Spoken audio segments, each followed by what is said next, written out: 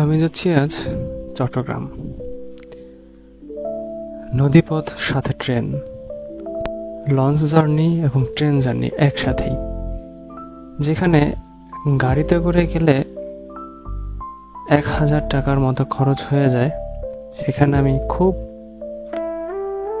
কমের মধ্যে চলে যাব চট্টগ্রামে, যেখানে রাতের নদীপথ উপভোগ করতে করতে এবং সকালের শিশির ভেজা সময়টা এবং পাহাড়ের দৃশ্য উপভোগ করতে করতে চলে যাব চট্টগ্রামে। চলুন তাহলে যাওয়া যাক নদীপথ এবং ট্রেনের মাধ্যমে চট্টগ্রামে।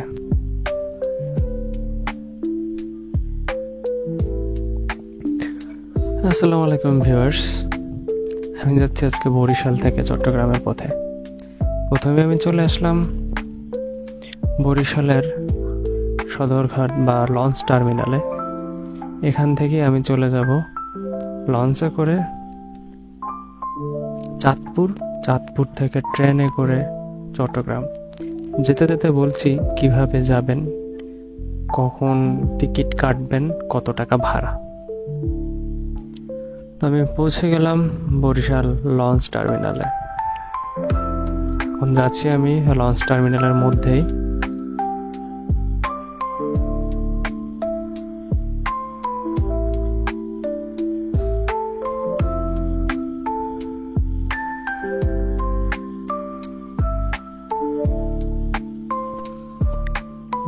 আমি হেঁটে হেঁটে চলে আসলাম বরিশাল লঞ্চ টার্মিনালের সামনে।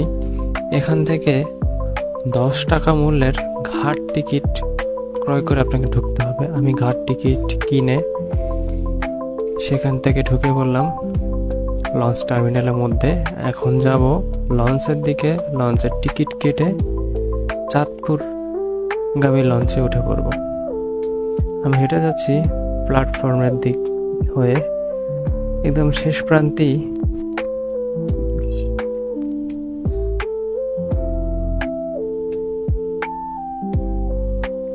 লঞ্চ ঘাটের শেষ প্রান্তেই এই লঞ্চটা আসবে, যেহেতু তাই আমি শেষের দিক থেকেই যাচ্ছি। দেখতে পাচ্ছেন সামনে অনেক বড় বড় লঞ্চ। এগুলো ঢাকার উদ্দেশ্যে ছেড়ে যাবে, বরিশাল টু ঢাকা, অন্য কোথাও দাঁড়াবে না।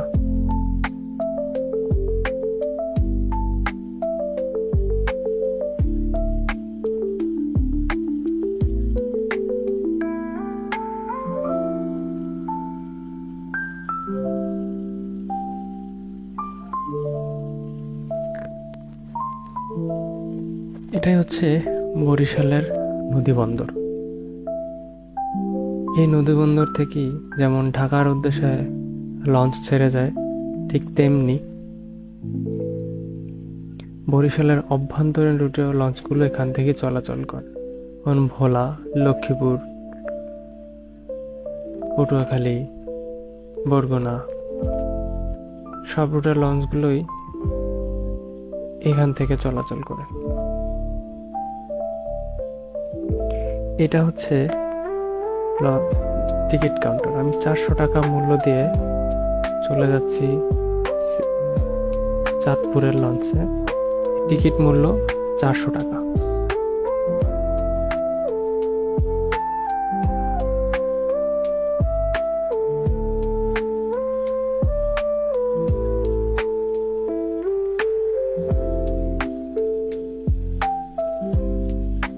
আমি দাঁড়িয়ে আছি লঞ্চটা আসার জন্য।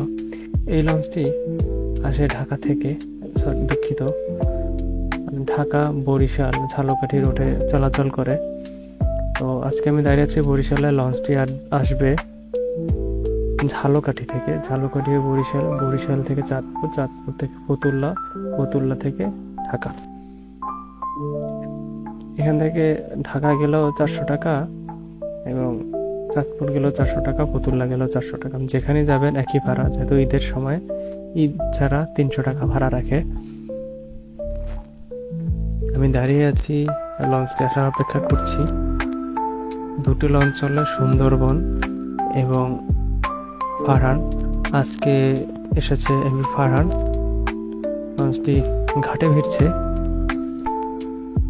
সবাই দাঁড়িয়ে আছে লঞ্চে ওঠার জন্য, তাড়াহুড়ো করছেন, না উঠতে পারলে জায়গা পাবে না। আমি উঠে পড়েছি। এই হচ্ছে লঞ্চের ডেক, এছাড়া হচ্ছে ক্যাবিন আছে, কিন্তু ক্যাবিনগুলো আগে থেকে বুক দিতে হয় ঈদের সময়।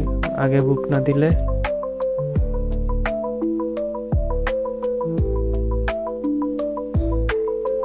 এই আগে বুক না দিতে পারলে আপনি জায়গা পাবেন না, আপনাকে ডেকেই যেতে হবে। তো ঘাটে এসে কোনো ক্যাবিন পাইনি, বাধ্য হয়ে ডেকে যাচ্ছি। ডেকে উঠে পড়েছি, এখন যাচ্ছি ঢাকা চাঁদপুরের উদ্দেশ্যে। লঞ্চটা ছেড়ে দিয়েছে, দেখতে পাচ্ছেন লঞ্চ ঘাট থেকে লঞ্চটা ছেড়ে চলে যাচ্ছে। এই লঞ্চটা ঠিক 8টা থেকে 8টা 10-এর মধ্যে বরিশাল লঞ্চ টার্মিনালে থাকে।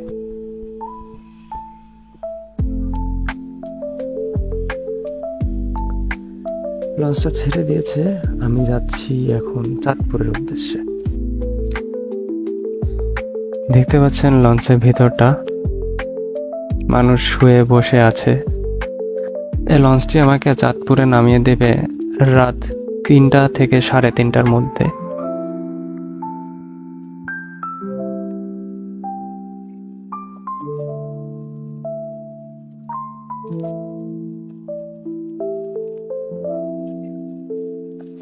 লঞ্চটি ঘুরিয়ে ছেড়ে দিয়েছে, আমি যাচ্ছি এখন চাঁদপুরের দিকে। যেতে যেতে আপনাদেরকে দেখাবো নদীপথের দৃশ্য। এই লঞ্চগুলো ঢাকার উদ্দেশ্যে যাবে, কত বড় বড় লঞ্চ, লাল নীল হলুদ বাতি, আরো কত কিছু আছে।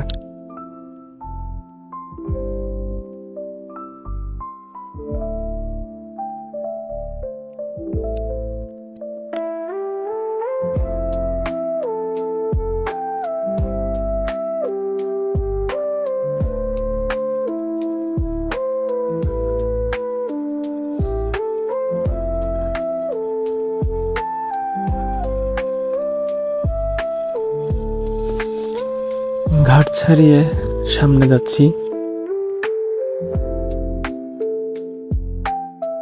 এই সেই লঞ্চ শুয়ে আছে, বা লঞ্চের পাশে দেখতে পাচ্ছেন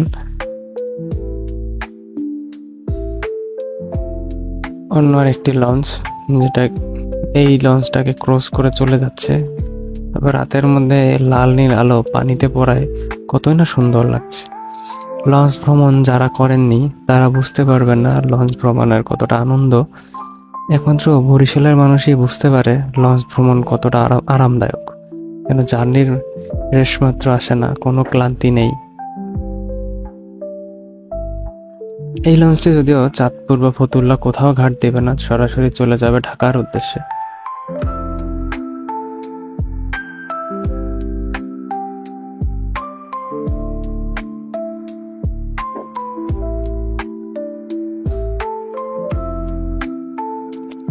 আমি ঠিক 3:30টার দিকে লঞ্চটি নিচের তলায় নেমেছি, কারণ নামবো, লঞ্চটি ঘাটে ভিড়িয়েছে।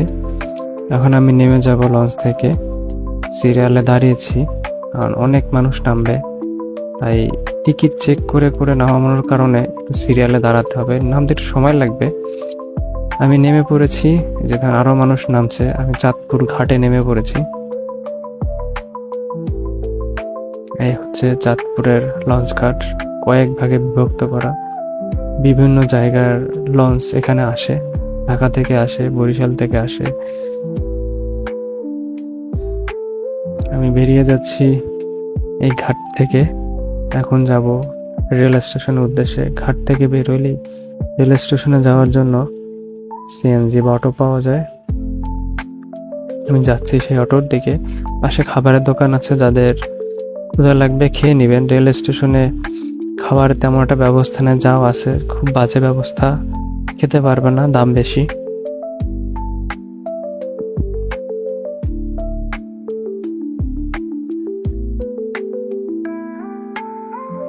আমি হেঁটে হেঁটে যাচ্ছি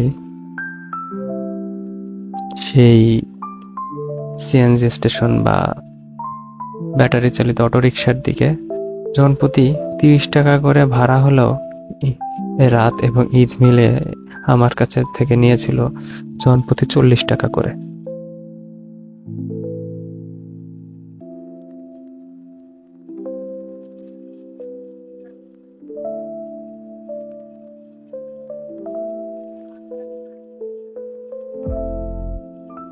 আমি সে চলে আসলাম সিএনজি স্টেশন।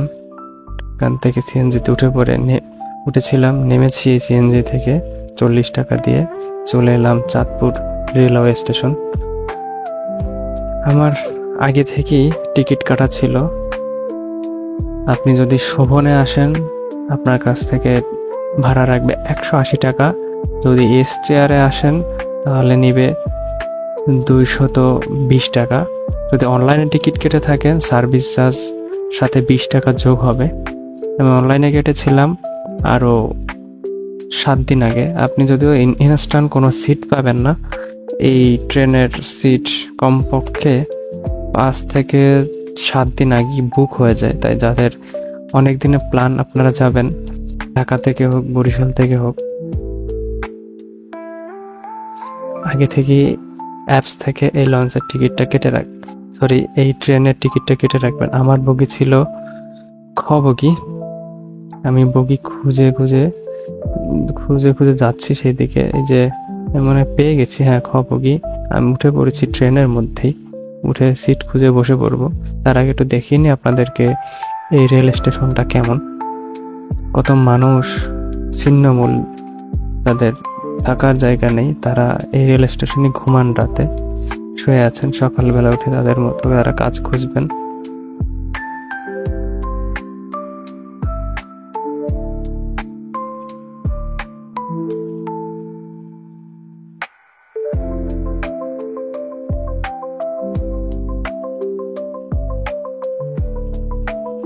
এই সেই ট্রেন স্টেশন।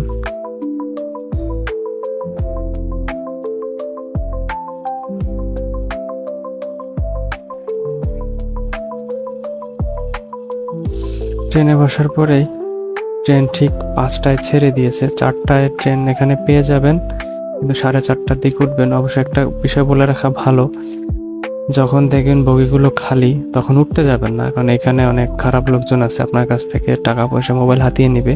যখন দেখবেন আলো দিয়ে দিয়েছে, কিছু লোক উঠে গিয়েছে, তখন বগির মধ্যে উঠে যাবেন। আমি ট্রেনে চড়তেই চোখে পড়ল পাহাড় এবং খোলা মাঠ, অপরূপ দৃশ্য। আকাশে মেঘ ভাঙা ভাঙা, যা দেখলে মন জুড়িয়ে যায়। এই দৃশ্য গাড়ি বা লঞ্চ কোথাও পাওয়া যাবে না, একমাত্র এই মেঘনা এক্সপ্রেস এখানেই পাওয়া যাবে। তাই আপনাদেরকে বলবো, ভ্রমণ করতে চাইলে একটু এদিক ওদিক দেখে ভ্রমণ করবেন।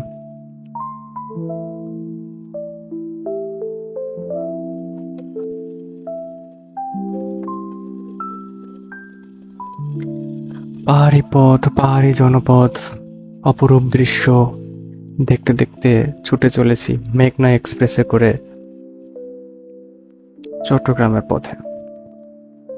আপনাদেরকে অবশ্যই বলবো, চট্টগ্রাম যাওয়ার জন্য অবশ্যই ট্রেন ভ্রমণ করবেন, ঢাকা থেকে হোক বরিশাল থেকে হোক। তাহলে এই অপরূপ সৌন্দর্যটাকে আপনারা উপভোগ করতে পারবেন।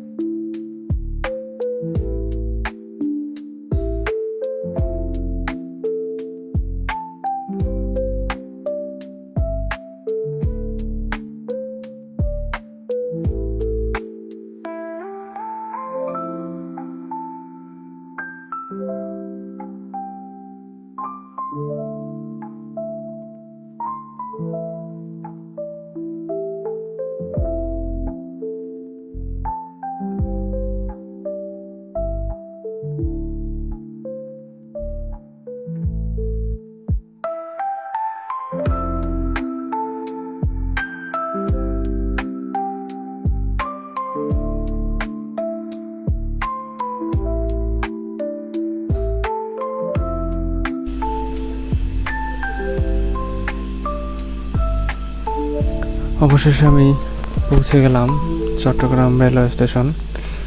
আমার ট্রেনটি সকাল 5টায় ছেড়ে সকাল 10টা 10 চট্টগ্রাম রেল স্টেশনে আমাকে পৌঁছে দিয়েছে। আমি বের হচ্ছি, বের হয়ে আমি আমার উদ্দেশ্যে বা গন্তব্যে চলে যাব। অবশ্যই চট্টগ্রাম রেল স্টেশনটা অনেকটা কমলাপুর রেলওয়ে স্টেশনের মতোই, তারই আদলে তৈরি। ওটা অনেক বড়, এটা অনেকটাই ছোট। সবাই নেমে পড়েছে এবং যার যার ব্যাগ লাগেজ নিয়ে চলে যাচ্ছে। আমিও যাচ্ছি। সামনে যারা টিকিট কাটেননি তাদের জন্য বিপদ, কারণ এখানে প্রত্যেকের টিকিট চেক করে তারপরে বের হতে দেওয়া হয়, এছাড়া আপনি বের হতে পারবেন না। সবার টিকিট চেক করছে, আমার টিকিটও চেক করবে।